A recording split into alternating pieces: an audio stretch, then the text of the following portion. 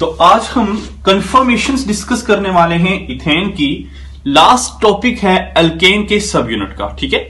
तो कंफर्मेशंस समझने से पहले हम कुछ टर्म्स को डिस्कस कर लेते हैं कि हम देखते हैं कि आइसोमेरिज्म क्या है, फिर आपको कंफर्मेशंस क्लियर होगा। देखिए आइसोमेरिज्म आप थोड़ा थोड़ा जानते हैं कि आइसोमेरिज्म किसे बोलते हैं।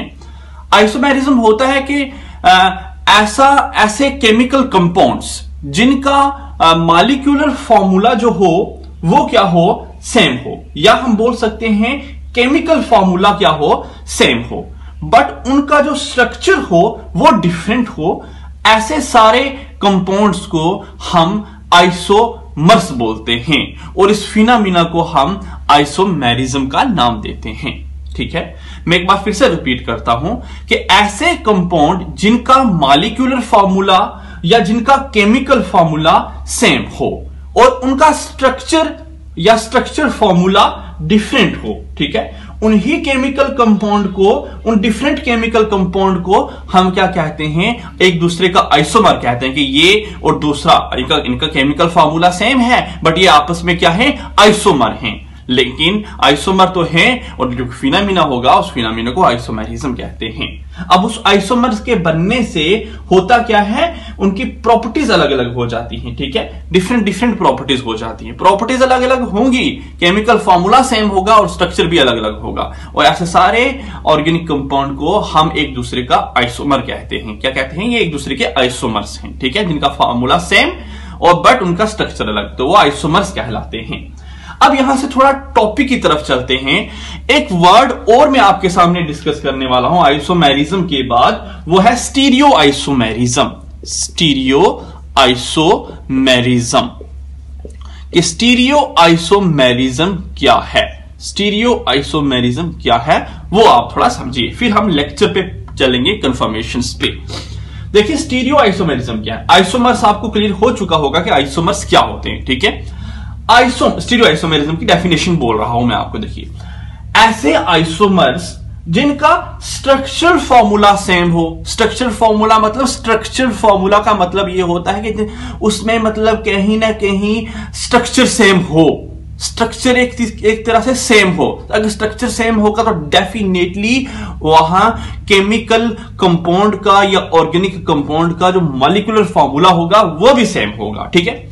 हम बोल सकते हैं कि यहां पे स्ट्रक्चरल फॉर्मूला या स्ट्रक्चर बोल दीजिए, स्ट्रक्चर फॉर्मूला या आप स्ट्रक्चर भी बोल सकते हैं। स्ट्रक्चर फॉर्मूला सेम है। केमिकल फॉर्मूला मतलब कि जितने कार्बन होंगे, जितने हाइड्रोजन होंगे, दूसरे में भी उतने ही कार्बन होंगे, उतने हाइड्रोजन होंगे। तो केमिकल फॉर्मूला भी हमारा क्या हो, सेम हो। स्ट्रक्चर फॉर्मूला भी सेम हो, केमिकल फॉर्मूला भी सेम हो, बट उनकी जो अरेंजमेंट होगी, किनकी अरेंजमेंट, वो जो एटम लगे होंगे या वो ग्रुप लगे होंगे, उन एटम की अरेंजमेंट जो होगी वो डिफरेंट होगी। तो उस चीज को, उस आइसोमेरिज्म को हम स्टीरियो आइसोमेरिज्म कहते हैं। आप लिख सकते हैं बट डिफरेंट रिलेटिव अरेंजमेंट, ठीक है, रिलेटिव अरेंजमेंट, रिलेटिव क्योंकि दूसरे से रिलेट करके बताना है। देखिए मैं आपको बोलता हूं, मैं आपको एक चीज बताता हूं। फॉर एग्जांपल यहां हमारा ये हमारा पेन का रेड पोर्शन था, ठीक है। रेड पोर्शन जहां था उसके सामने कैप की शक्ल ऐसी थी, ठीक है। अब 1 मिनट के बाद रेड पोर्शन जहां था उसके सामने कैप की शक्ल कुछ ऐसी है। उसके साथ रिलेट करके मैंने बताया कि कभी कैप की इमेज ऐसी है, कभी कैप की इमेज ऐसी है, तो तभी बोला रिलेटिव अरेंजमेंट। वो आगे आपको डिटेल में भी समझ आ जाएगा, ठीक है। Structure formula, chemical formula same, but relative arrangement लिख लीजिए, रिलेटिव अरेंजमेंट ऑफ एटम और ग्रुप। जो अरेंजमेंट होगी हमारे एटम की या ग्रुप की इन स्पेस, वो क्या हो, डिफरेंट हो। ऐसे सारे ऐसे सारे फिनोमिना को हम क्या बोलते हैं, स्टीरियो आइसोमेरिज्म का नाम देते हैं, स्टीरियो आइसोमेरिज्म का नाम देते हैं। दोबारा से मैं रिपीट करने वाला हूं, ऐसे ऑर्गेनिक कंपाउंड या ऐसे कंपाउंड जिनका स्ट्रक्चर सेम हो, केमिकल फॉर्मूला सेम हो, बट अरेंजमेंट जो होगी हमारे एटम की या ग्रुप की स्पेस में वो अलग अलग हो, ऐसे सारे कंपाउंड्स को हम ये और ये देखिए सेम स्ट्रक्चर फार्मूला होगा तो एक और दूसरा आपस में क्या होंगे, आइसोमर्स होंगे। लेकिन वो आइसोमर्स में होने वाला क्या है, फार्मूला सेम होने वाला है, स्ट्रक्चर सेम होने वाला है, लेकिन अरेंजमेंट क्या होगी वहां ग्रुप की या एटम की, वो डिफरेंट होगी। तो उनको हम क्या बोलते हैं, स्टीरियो, ऐसे फिनोमेना को हम क्या बोलते हैं, स्टीरियो आइसोमेरिज्म कहते हैं। स्टीरियो आइसोमेरिज्म मुझे उम्मीद है कि आपको क्लियर हो चुका होगा। अब स्टीरियो आइसोमेरिज्म एक मतलब हम बोल सकते हैं कि ये ऐसा फिनोमेना है जिसमें एक स्पेशल अरेंजमेंट होती है हमारे एटम की या ग्रुप की, मतलब अलग अलग तरह से स्पेस में अरेंजमेंट एटम या ग्रुप की होती है। और इसी चीज को हम स्टीरियो आइसोमेरिज्म को ये भी बोल सकते हैं कि डिफरेंट डिफरेंट कॉन्फ़िगरेशन होती हैं, ठीक, डिफरेंट कॉन्फ़िगरेशन होती हैं। मतलब पहले कुछ और कॉन्फ़िगरेशन थी एटम की, अब कुछ और कॉन्फ़िगरेशन है एटम की। देयरफॉर हम ये भी कह सकते हैं कि जो स्टीरियो आइसोमेरिज्म होता है उसमें मॉलिक्यूलर स्ट्रक्चर सेम होता है लेकिन कॉन्फ़िगरेशन क्या क्या होती है, अलग से होती है। ठीक है, तो ये चीज भी आप बोल सकते हैं, स्टीरियो आइसोमेरिज्म की ये डेफिनेशन भी आप बोल सकते हैं कि having same molecular formula but different configurations of atom और ग्रुप। ठीक है, तो यह है स्टीरियो आइसोमेरिज्म। अब स्टीरियो आइसोमेरिज्म तीन तरह का होता है। ठीक है, एक है कन्फर्मेशनल आइसोमेरिज्म, जो मैंने लिखा हुआ है, जो आज का हमारा टॉपिक है, कन्फर्मेशनल आइसोमेरिज्म।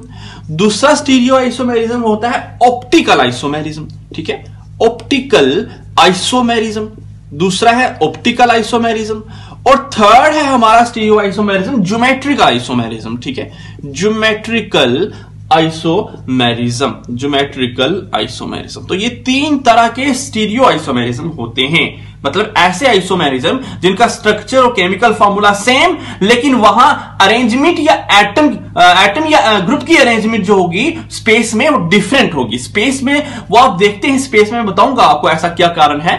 देखिए, तो अरेंजमेंट एटम या ग्रुप की स्पेस में डिफरेंट होगी, ऐसे सारे फिनोमेना को हम स्टीरियो आइसोमेरिज्म कहते हैं। और स्टीरियो आइसोमेरिज्म तीन तरह का है और हमें सिर्फ पहली तरह का स्टीरियो आइसोमेरिज्म पढ़ना है, वो भी इथेन के लिए, conformational isomerism of ethane.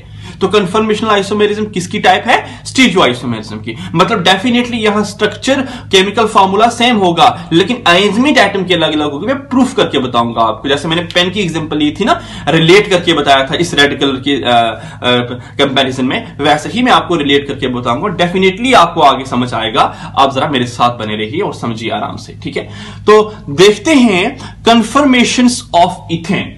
Conformations of ethane, तो कन्फर्मेशंस ऑफ इथेन है, इसको थोड़ा समझने की कोशिश कीजिए। ठीक, देखिए इथेन क्या है, सोचिए। इथेन है हमारा सर अल्केन, इथेन है अल्केन। और जितने भी अल्केन्स होंगे, अल्केन में कार्बन और कार्बन के बीच कौन सा बॉन्ड होगा, सिंगल बॉन्ड होगा। डेफिनेटली अल्केन ने चार चार बॉन्ड, अल्केन में कार्बन ने चार चार बॉन्ड बनाए हैं। तो अगर कार्बन ने चार चार बॉन्ड बनाए तो हर कार्बन के बीच कौन सा बॉन्ड होने वाला है, सिंगल बॉन्ड होने वाला है। और ये याद रखिए कि जहां भी सिंगल बॉन्ड होगा कार्बन और कार्बन के बीच, वहां हाइब्रिडाइजेशन होगी sp3।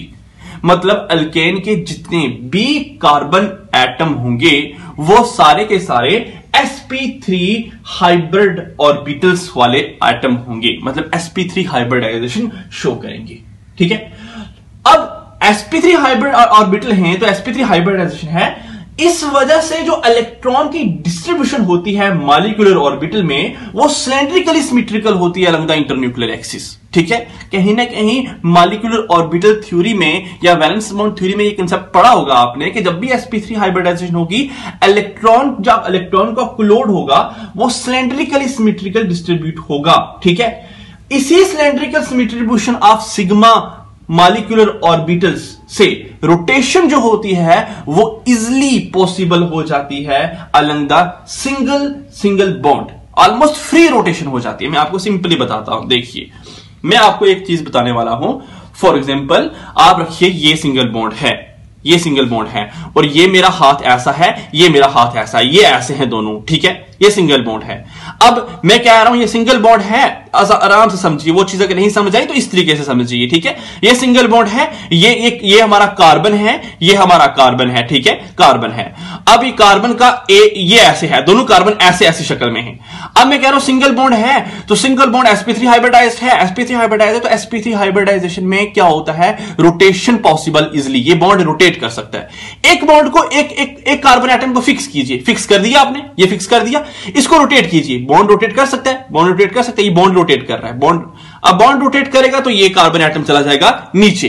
खुद सोचिए, ये जो ऐसे खड़ा था और ये नीचे हो गया, ऐसे हो गया नीचे, आपको दिखाई दे रहा है, ये नीचे हो गया, ये मेरा ये कार्बन नीचे हो गया, कार्बन की अरेंजमेंट नीचे होगी। मतलब सिंगल बॉन्ड में कार्बन एटम इजिली रोटेट कर सकता है, मतलब सिंगल बॉन्ड रोटेट कर सकता है तो एक ग्रुप भी रोटेट कर सकता है, पूरा का पूरा सी कार्बन भी रोटेट कर सकता है। मैं वही आपको समझाना चाहता हूं कि जब भी कार्बन और कार्बन सिंगल बॉन्ड की बात चलेगी, दैट मींस अल्केन की बात चलेगी, अल्केन में फ्री रोटेशन पॉसिबल है, कार्बन और कार्बन के बीच जो रोटेशन है वो पॉसिबल है, बिकॉज सिग्मा बॉन्ड है, और sigma bond cylindrically symmetrical distribute होते हैं अलोंग द इंटरन्यूक्लियर एक्सिस, ठीक है, और जिस वजह से उनमें रोटेशन पॉसिबल हो सकती है, वो इजिली रोटेट कर सकते हैं। अब वो रोटेट करेंगे तो रोटेशन होने से हमारे मॉलिक्यूल्स की डिफरेंट क्या हो जाएगी, अरेंजमेंट हो जाएगी हमारे मॉलिक्यूल में। देखिए हमारे मॉलिक्यूल में अलग अलग, देखिए पहले ऐसे थे,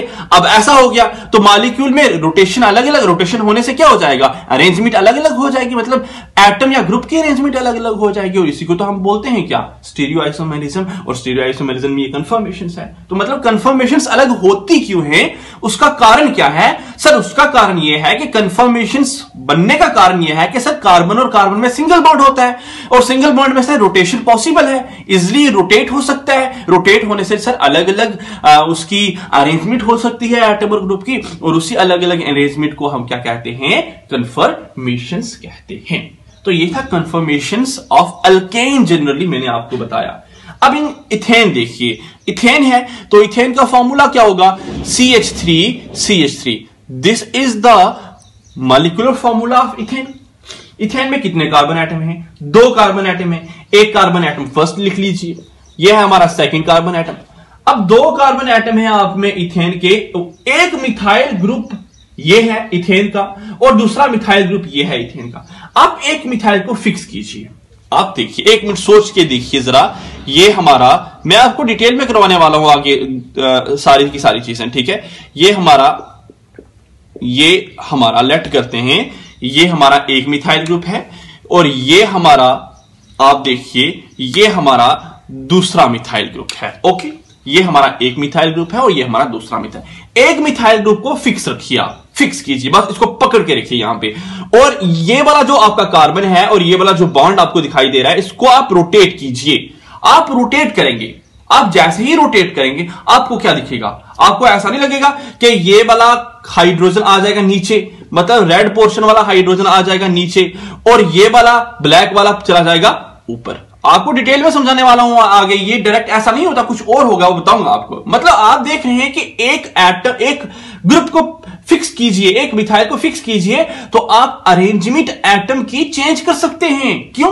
क्योंकि कार्बन और कार्बन के बीच सिंगल बॉन्ड है, और सिंगल बॉन्ड इजिली रोटेट कर सकता है। सिंगल बॉन्ड रोटेट करेगा तो सिंगल बॉन्ड के साथ जो मिथाइल का कार्बन है वो भी रोटेट करेगा, मिथाइल का कार्बन रोटेट करेगा तो कार्बन के साथ जो हाइड्रोजन लगे हुए हैं वो भी रोटेट करेंगे, और रोटेशन से अरेंजमेंट एटम की या ग्रुप की अलग अलग हो जाएगी। अब देखिए, पहले क्या था, पहले बी हाइड्रोजन था, अब भी हाइड्रोजन है, लेकिन पहले था ब्लैक कलर वाला हाइड्रोजन, अब है रेड कलर वाला हाइड्रोजन, ठीक है। तो देखिए, structure same, molecular formula same, लेकिन अरेंजमेंट हमारे एटम की या हमारे ग्रुप की, ग्रुप भी हो सकते हैं यहां पे, अरेंजमेंट हमारे एटम की या हमारे ग्रुप की वो डिफरेंट हो गई है। तो इस चीज को हम बोलते हैं कन्फर्मेशंस। मैंने प्रूफ करके यहां पे आपको बताया, ठीक है। फॉर एग्जाम्पल, अगर आपको लग रहा है सर ये दोनों हाइड्रोजन है, वहां रेड कलर का और ब्लैक कलर का हाइड्रोजन थोड़ी होगा, तो एक चीज कीजिए ना, एक चीज समझने के लिए यहां पे OH लिख लीजिए। OH क्या है? OH हमारा अल्कोहल है, हमारा मिथेनॉल बन गया, ठीक है, हमारा मिथेनॉल है। अब इसको फिक्स कीजिए, कर दिया फिक्स, ओके। आप इसे रोटेट कीजिए, आप रोटेट करेंगे कार्बन और कार्बन के सिंगल बॉन्ड को, तो आपका OH पहले नीचे था, अब कुछ समय के बाद रोटेट किया, रोटेट करने से आपका OH चला गया ऊपर और H आ गया नीचे। अब जरा बताइए, पहले OH हमारा नीचे था, नीचे वाली तरफ था, अब OH हमारा ऊपर वाली तरफ है। तो आप बोल सकते हैं कि पहले हमारा OH ग्रुप नीचे था, अब OH ग्रुप ऊपर है। दोनों में मॉलिक्यूलर फॉर्मूला सेम, दोनों इथेनॉल ही हैं, दोनों इथेनॉल हैं, लेकिन दोनों में फर्क क्या है कि पहले में एटम या ग्रुप नीचे था, दूसरे में एटम या ग्रुप ऊपर हो गया है। इसी चीज को हम बोलते हैं स्टीरियो आइसोमेरिज्म, और स्टीरियो आइसोमेरिज्म में ये कन्फर्मेशनल आइसोमेरिज्म होता है।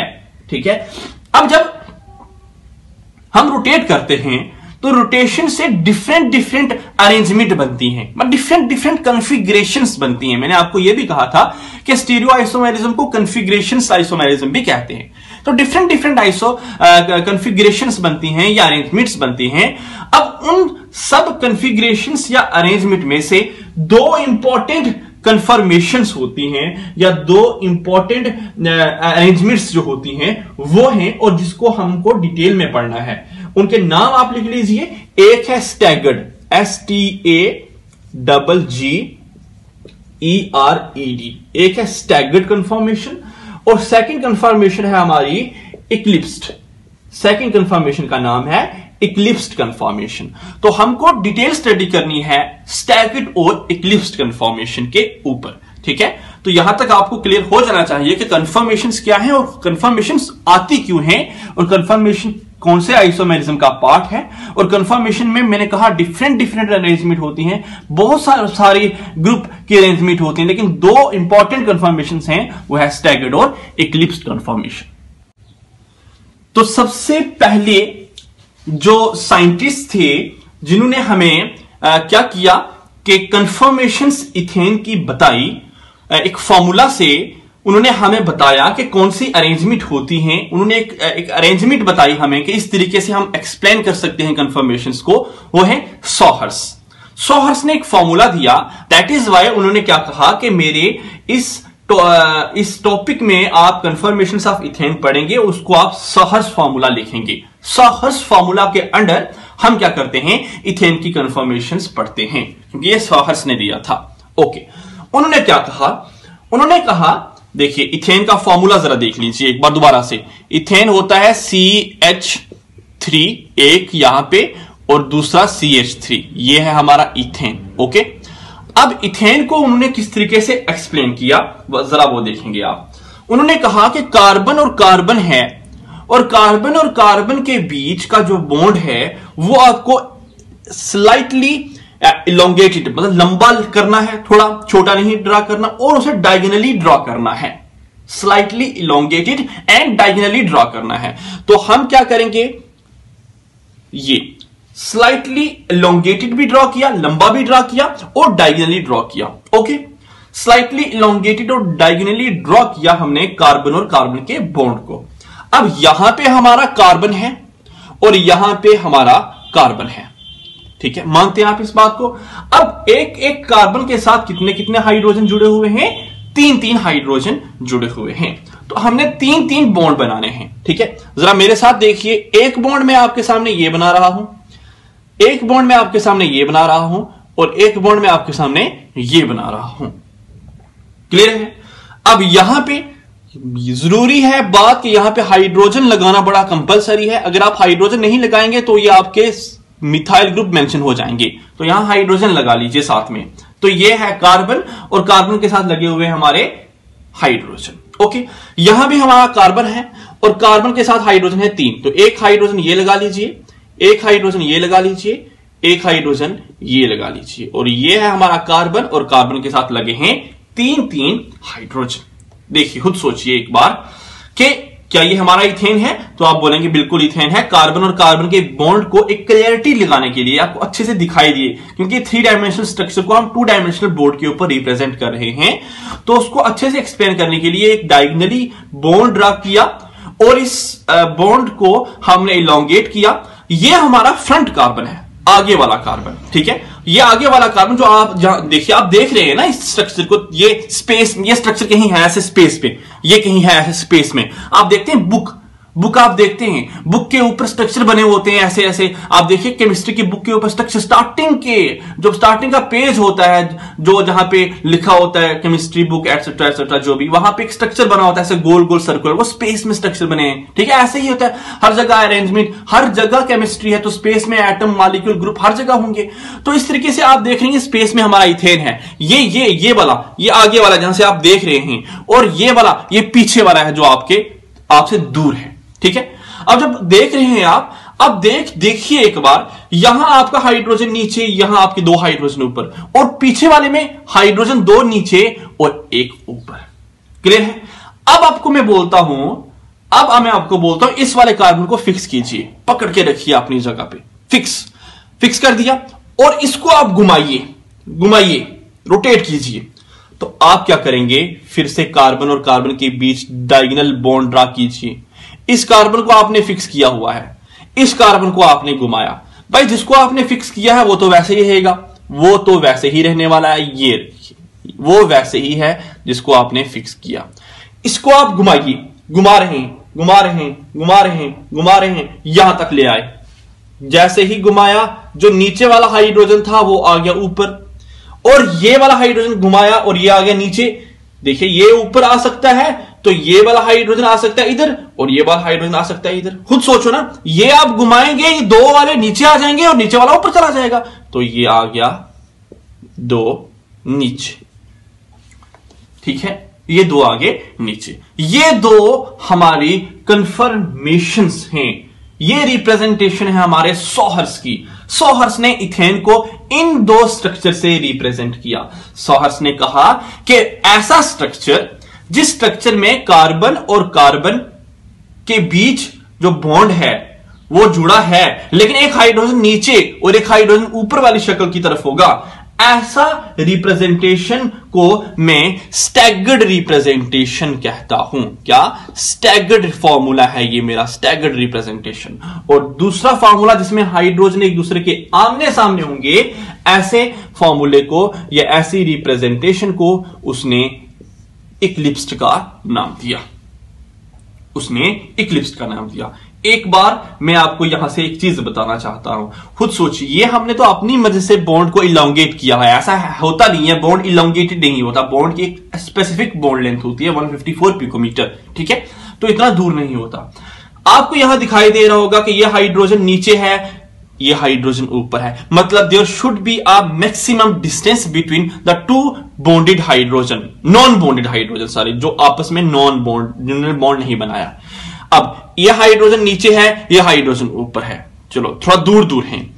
ये हाइड्रोजन नीचे है, ये हाइड्रोजन ऊपर है, मतलब दूर दूर हैं। खुद सोचिए, ये आमने सामने, ये हाइड्रोजन ऊपर है, ये हाइड्रोजन ऊपर, आमने सामने आके, ये हाइड्रोजन नीचे है, ये भी हाइड्रोजन नीचे, आमने सामने आ रहे हैं। ये हाइड्रोजन नीचे है, ये भी हाइड्रोजन, ये भी आमने सामने आ रहे हैं।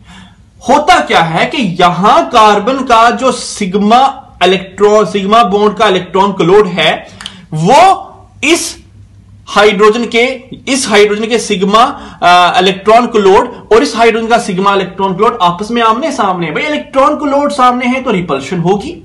ये देखिए, ये इलेक्ट्रॉन क्लोड हाइड्रोजन का और इस हाइड्रोजन का इलेक्ट्रॉन क्लोड आमने सामने, ये इतना लंबा बॉन्ड थोड़ी है, ये तो पास छोटा हो गया ना। ये मैंने एक्सपेंड किया, आपको बताया सिर्फ समझाने के लिए। तो इलेक्ट्रॉन क्लोड इक्लिप्स्ड कन्फॉर्मेशन में हाइड्रोजन एटम के, एक हाइड्रोजन एटम दूसरे हाइड्रोजन एटम नॉन बॉन्डेड, जिन्होंने बॉन्ड नहीं बनाया, नॉन बॉन्डेड हाइड्रोजन एटम के इलेक्ट्रॉन क्लोड क्या हो जाते हैं, सामने आमने आ जाते हैं, जिससे क्या होता है, रिपल्शन होती है। रिपल्शन होगी तो एनर्जी इंक्रीज कर जाएगी। मतलब यहां से ही आप मान के चलिए 101% कि इक्लिप्स कन्फर्मेशन जो होती है उसकी एनर्जी ज्यादा होती है, बिकॉज इलेक्ट्रॉन क्लोड हमारे नॉन बॉन्डेड हाइड्रोजन एटम के आमने सामने आ जाते हैं, क्योंकि वो एक दूसरे के बिल्कुल अपोजिट है, सामने हैं बिल्कुल। ठीक है, तो उसकी एनर्जी ज्यादा होती है एज कंपेयर टू इक्लिप्स। मतलब हमारी staggered conformation according to sawhorse formula वो ज्यादा स्टेबल है as compare to eclipsed conformation. Staggered ज्यादा स्टेबल है as compare to eclipsed conformation. Clear है आपको? तो अब आइए, सॉहर्स फॉर्मूला कंप्लीट करने के बाद एक नए साइंटिस्ट आए उन्होंने एक और फॉर्मूला दिया, उन्होंने अपनी रिप्रेजेंटेशन की, उन्होंने जो फॉर्मूला दिया वो साइंटिस्ट थे हमारे न्यूमैन, ठीक है, साइंटिस्ट थे हमारे न्यूमैन्स। तो न्यूमैन्स ने फॉर्मूला दिया, उन्होंने कहा कि मैं फॉर्मूला देता हूं, दैट इज वाई हम लिख सकते हैं ऐसी रिप्रेजेंटेशन को Newman projection formula, Newman projection formula. Newman ने जो रिप्रेजेंटेशन दी हमारे इथेन की, उस रिप्रेजेंटेशन को हम न्यूमैन प्रोजेक्शन फॉर्मूला के अंडर पढ़ते हैं। उसका कारण क्या है, न्यूमैन प्रोजेक्शन फॉर्मूला के अंडर इस वजह से पढ़ते हैं बिकॉज उन्होंने न्यूमैन ने दी थी, ठीक है। उन्होंने क्या कहा जरा वो देखिए, उन्होंने कहा कि यहां मैं फ्रंट कार्बन को एक डॉट से रिप्रेजेंट करता हूं, डॉट से रिप्रेजेंट कर रहा हूं। अब डॉट से रिप्रेजेंट तो मैंने किया, यहां भी दो, चलो उन्होंने भी दो दी थी, एक स्टैगर्ड एंड इक्लिप्स, तो दोनों में बना देता हूं, ठीक है। अच्छा, फ्रंट कार्बन डॉट से रिप्रेजेंट कर लिया उन्होंने। अब इस डॉट, इस कार्बन के साथ कितने हाइड्रोजन जुड़े हुए हैं, 3 हाइड्रोजन, तो 3 बॉन्ड बनाने पड़ेंगे, 1 बॉन्ड, 2 बॉन्ड, 3 बॉन्ड। तो यहां भी आप 3 बॉन्ड बना लीजिए, 1 बॉन्ड, 2 बॉन्ड और 3 बॉन्ड। और तीनों जगह पे क्या लगा हुआ है, हाइड्रोजन। तो हाइड्रोजन मेंशन करना बहुत जरूरी है, हाइड्रोजन मेंशन नहीं करेंगे तो वो मिथाइल ग्रुप शो हो जाएगा वहां पे अल्टीमेटली। तो आप हाइड्रोजन मेंशन कर लीजिए यहां पे, ये हमारा इथेन है। और उन्होंने कहा फ्रंट कार्बन को डॉट से रिप्रेजेंट किया, और फ्रंट कार्बन, जो फ्रंट कार्बन जिसे आप देख रहे हैं सामने है, जो आपके एक पीछे भी हुआ, 2 कार्बन है, एक आगे वाला कार्बन, एक पीछे वाला कार्बन, फ्रंट कार्बन को उन्होंने डॉट से रिप्रेजेंट किया। लेकिन जो बैक कार्बन था, बैक कार्बन को उन्होंने, इसके पीछे है कार्बन, पीछे, बैक कार्बन को उन्होंने सर्कल से रिप्रेजेंट किया। यह है हमारा बैक कार्बन, बैक कार्बन को उन्होंने सर्कल से रिप्रेजेंट किया, यह है हमारा back carbon. Front carbon co dot से रिप्रेजेंट कर रहे हैं, और आगे वाले कार्बन के जस्ट पीछे एक कार्बन होगा जो कि बॉन्ड है 2 कार्बन के बीच में, उससे एक पीछे वाला होगा, उसको हमने सर्कल से रिप्रेजेंट किया, ठीक है। अब उन्होंने कहा कि in case of staggered conformation, जो स्टैगर्ड कन्फॉर्मेशन होगी, स्टैगर्ड कन्फॉर्मेशन में क्या होगा, स्टैगर्ड कन्फॉर्मेशन में जो हमारा फ्रंट कार्बन तो है, लेकिन जो बैक कार्बन है, बैक कार्बन के जो 3 हाइड्रोजन होंगे वो किस तरीके से अरेंज होंगे। याद रखिए, ये हर यहां मैंने ऐसा ड्रा किया है, हर बॉन्ड के बीच, हर हाइड्रोजन के बॉन्ड के बीच 120 डिग्री का एंगल होना चाहिए, 120 डिग्री का एंगल होना चाहिए, ओके। 120 डिग्री हाइड्रोजन के बॉन्ड एक दूसरे से डिफरेंट डायरेक्शन में होने चाहिए, ठीक है। अब जो बैक कार्बन जो सर्कल से रिप्रेजेंट किया था उन्होंने, उस में भी 3 हाइड्रोजन तो लगे होंगे क्योंकि दूसरा मिथाइल ग्रुप है, वो इस तरीके से अरेंज होंगे कि इन 2 हाइड्रोजन के बॉन्ड के जस्ट बीच में वो बॉन्ड लगा होगा, यहां पे इन 2 हाइड्रोजन के जस्ट बीच में वो बॉन्ड लगा होगा, यहां पे इन 2 हाइड्रोजन के जस्ट बीच में वो बॉन्ड लगा होगा, यहां पे। ये हुई हमारी स्टैगर्ड कन्फॉर्मेशन। आप खुद सोच सकते हैं कि स्टैगर्ड कन्फॉर्मेशन में जो पहला फ्रंट कार्बन है आपके सामने, फ्रंट कार्बन जो है ये वाला फ्रंट कार्बन, ओके, जिससे मैं थोड़ा डिफरेंशिएट कर रहा हूं, फ्रंट कार्बन ये है, और फ्रंट कार्बन के जो पीछे वाला कार्बन है उसमें देखिए, उसमें और फ्रंट कार्बन के हाइड्रोजन में डिस्टेंस है, एक दूसरे के बिल्कुल पीछे नहीं है, ठीक है। लेकिन in case of eclipsed conformation देखिए आप जरा एक बार, इक्लिप्स्ड कन्फॉर्मेशन में जो हमारा पीछे वाला कार्बन है उसके साथ जो 3 हाइड्रोजन लगे होते हैं वो जिसी के पीछे, इसी हाइड्रोजन के पीछे लगे होते हैं। मैं थोड़ा अब डायरेक्ट पीछे नहीं बता सकता, दैट इज वाई मैं यहां छोटा करके बता रहा हूं। यह हाइड्रोजन है, जस्ट इसके पीछे जो कार्बन है उसके सामने बिल्कुल इस हाइड्रोजन के पीछे ही हाइड्रोजन लगा होगा, और इधर भी इस हाइड्रोजन के पीछे ही हाइड्रोजन लगा होगा। खुद सोचिए, खुद आप सोचिए होता क्या है, ठीक है। एक बात सोचिए, मतलब आपने इस हाइड्रोजन को पकड़ा, इस हाइड्रोजन को आपने पकड़ा और ले गए आप यहां पे। अब आप डेफिनेटली इस हाइड्रोजन को वहां तक वहां इसको आपने वहां किया तो ये वाला भी आ जाएगा नीचे, तो ये वाला आ गया यहां पे, ओके। अब ये वाला भी यहां पे आ गया तो डेफिनेटली ये वाला यहां चला जाएगा इसके पीछे, तो ये वाला आ गया यहां पे। मतलब स्टैगर्ड कन्फॉर्मेशन में ये वाला हाइड्रोजन का जो बॉन्ड है और इस वाले हाइड्रोजन का जो बॉन्ड है, खुद सोचिए, स्टैगर्ड कन्फॉर्मेशन में हाइड्रोजन और हाइड्रोजन के बीच का जो इंटर न्यूक्लियर डिस्टेंस है, ठीक है, वो ऑलमोस्ट 3.1 एंगस्ट्रॉन है, 3.1 एंगस्ट्रॉन, जिसे हम 310 पिकोमीटर भी बोल सकते हैं, inter nuclear distance between 2 non bonded hydrogen, मतलब ये वाला और ये वाला, ओके। लेकिन in case of Eclipse confirmation एक दूसरे के जस्ट पीछे आ जाते हैं, आमने सामने। तो आमने सामने आने से इंटरन्यूक्लियर डिस्टेंस कम हो जाता है, वो आ जाता है 2.29 एंगस्ट्रॉम, ठीक है, जिसे हम 229 पिकोमीटर भी बोलते हैं। तो इंटरन्यूक्लियर डिस्टेंस कम हो गया, मतलब हाइड्रोजन जो नॉन बॉन्डेड हाइड्रोजन वो आमने सामने आ गए। तो नॉन बॉन्डेड हाइड्रोजन आमने सामने आने से हाइड्रोजन का एक हाइड्रोजन का सिग्मा इलेक्ट्रॉन क्लोड दूसरे हाइड्रोजन के सिग्मा इलेक्ट्रॉन क्लोड के साथ रिपल्शन करेगा। रिपल्शन करने से एनर्जी इंक्रीज हो जाएगी, एनर्जी इंक्रीज होगी तो उनकी स्टेबिलिटी डिक्रीज हो जाएगी। तो न्यूमैन प्रोजेक्शन फॉर्मूले से भी हमें पता चला कि हमारी स्टैगर्ड कंफर्मेशन जो होती है वो ज्यादा स्टेबल होती है as compare to eclipsed conformation. और ये चीज में मैं आपको बता देता हूं, फाइनली ये क्लियर हो जाना चाहिए आपको, न्यूमैन और साहस, ये चीज भी मैं आपको बता देता हूं कि एक स्टैगर्ड कंफर्मेशन जो स्टेबल है, ठीक है, जो एनर्जी लगा ये इस एक्सिस पे, ठीक है, एक स्टैगर्ड कंफर्मेशन ये स्टेबल है। एक स्टैगर्ड कंफर्मेशन जो कि स्टेबल है उसे इक्लिप्स्ड कंफर्मेशन में जाने के लिए, स्टैगर्ड कंफर्मेशन को इक्लिप्स्ड कंफर्मेशन में जाने के लिए 12.55 किलो जूल पर मोल एनर्जी चाहिए। 12.55 किलो जूल पर मोल एनर्जी, मतलब एक स्टैगर्ड कंफर्मेशन और इक्लिप्स्ड कंफर्मेशन में एनर्जी का डिफरेंस कितना है? 12.55 किलो जूल पर मोल। इतना ही एनर्जी का डिफरेंस है, और ये एनर्जी का डिफरेंस इतना बड़ा है नहीं है। अभी हमारी रूम टेम्परेचर में इनफाइनाइट नंबर ऑफ कोलिजन्स होती हैं, इनफाइनाइट नंबर ऑफ कोलिजन्स होती हैं बिटवीन मॉलिक्यूल्स, और कोलिजन होने से मॉलिक्यूल की काइनेटिक एनर्जी बढ़ती है। अब ये काइनेटिक एनर्जी बढ़ने से एनर्जी इंक्रीज होगी, और ये एनर्जी सफिशिएंट है एक स्टैगर्ड कंफर्मेशन को इक्लिप्स कंफर्मेशन में चेंज करने के लिए। दैट इज व्हाई इथेन जो होता है वो स्टैगर्ड में भी एग्जिस्ट कर सकता है, इक्लिप्स में एग्जिस्ट करता है, फिर से स्टैगर्ड में करेगा, फिर इक्लिप्स में करेगा, इनफाइनाइट नंबर ऑफ अरेंजमेंट में वो एग्जिस्ट कर सकता है। लेकिन most of the ethane mostly staggered confirmation में एग्जिस्ट करते हैं। उसका कारण ये है कि स्टैगर्ड कंफर्मेशन ज्यादा स्टेबल कंफर्मेशन है, और ज्यादा स्टेबल होने से उसकी एनर्जी कम है, और जो एनर्जी लेस स्टेट होती है वही हमारी मॉलिक्यूल की स्टेबल स्टेट होती है। तो इथेन मैक्सिमम स्टैगर्ड कंफर्मेशन में मिलता है। लेकिन यह बात भी नजरअंदाज मत कीजिए कि स्टैगर्ड से कभी इक्लिप्स नहीं बन सकता। इक्लिप्स भी बन सकता है क्योंकि एनर्जी का डिफरेंस बहुत ही मिनिमम है, और वो एनर्जी कोलिजन से भी हमें मिल जाती है स्टैगर्ड को इक्लिप्स में कन्वर्ट होने के लिए। तो ओवरऑल हमने कंफर्मेशंस को डिस्कस किया, साहस और न्यूमैन कंफर्मेशन पढ़ी, और कंफर्मेशन के साथ साथ हमने यह भी पढ़ लिया कि ज्यादा स्टेबल कंफर्मेशन कौन सी है। साहस ने भी कहा था कि हमारी स्टैगर्ड ज्यादा स्टेबल है, और न्यूमैन ने भी कहा था कि हमारी स्टैगर्ड ज्यादा स्टेबल है। और दोनों का कारण सेम है कि हमारे हाइड्रोजन और हाइड्रोजन, एक कार्बन के हाइड्रोजन और दूसरे कार्बन के हाइड्रोजन में डिस्टेंस जितना ज्यादा होगा उतनी ज्यादा स्टेबिलिटी होगी।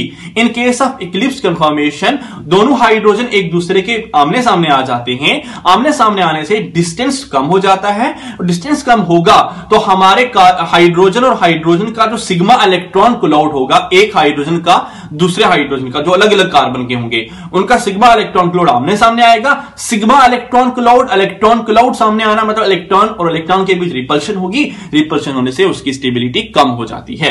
तो यह था कंप्लीट डिस्क्रिप्शन हमारे अल्केन की, और अल्केन में भी मैंने आपको लास्ट टॉपिक डिस्कस करवा लिया इथेन की कंफर्मेशंस को, ठीक है। तो हम नेक्स्ट लेक्चर लेके आएंगे आपके सामने अल्कीन का, ठीक है। अगर आपको वीडियो अच्छे से समझ आई तो आप कमेंट सेक्शन में जरूर कमेंट करके बताइए कि हमें बिल्कुल क्लियर हो गया है सर, तो फिर मैं थोड़ा नेक्स्ट लेक्चर पे चलूंगा। अगर कहीं डाउट है तो आप डाउट कमेंट सेक्शन में छोड़ सकते हैं, मैं आपको नेक्स्ट वीडियो में उसका डाउट भी क्लियर कर दूंगा।